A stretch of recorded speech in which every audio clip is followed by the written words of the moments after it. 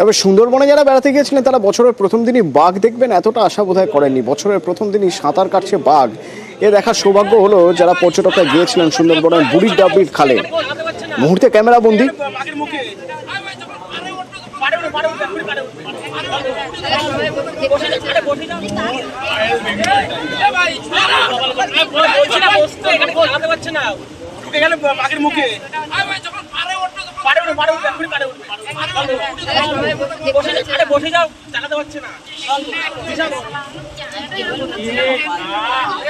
বছরের প্রথম দিনেই ভাঙড়ে তুল কালাম।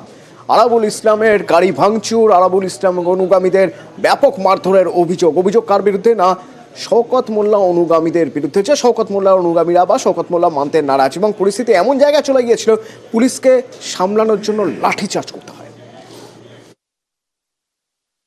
কি আরাবুল ইসলাম আমাদের দলের কোনো জায়গায় নেই।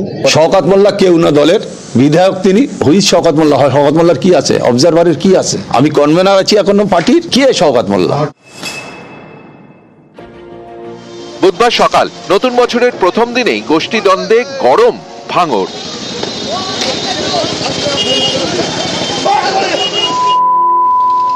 দক্ষিণ চব্বিশ পরগনার ভাঙড়, এখানকার পোলের হাট ওয়ারিতে তৃণমূলের প্রতিষ্ঠা দিবসের অনুষ্ঠান।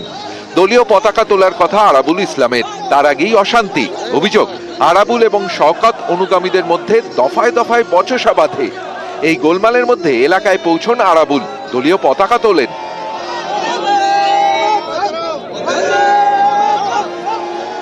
আরাবুল এলাকা ছাড়ার সময় তার অনুগামীদের বেধড়ক মারধর করা হয় বলে অভিযোগ। এও অভিযোগ, শওকত মোল্লার অনুগামীরা এই হামলা চালান। এতে গরম হয়ে ওঠে এলাকা। ঘটনাস্থলে পৌঁছয় পোলেরহাট থানার পুলিশ।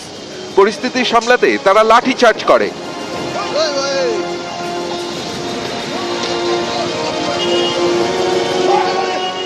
গন্ডগোলের মাঝে আরাবুলের গাড়িতে ভাঙচুর চালানো হয়।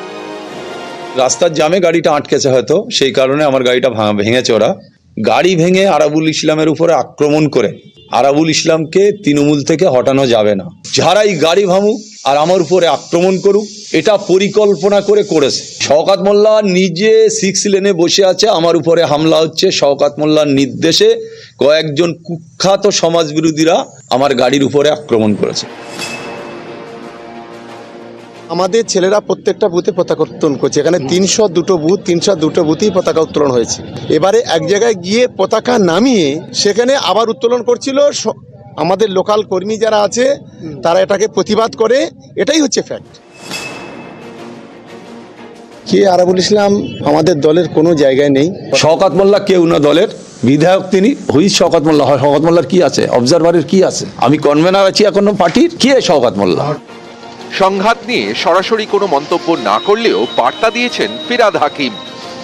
আজকে এমন একটা অবস্থা যেখানে শিয়ালদা স্টেশনের ওপর দিয়ে ঢিল মারলে যার মাথায় পড়বে সেই তৃণমূল কংগ্রেস করে।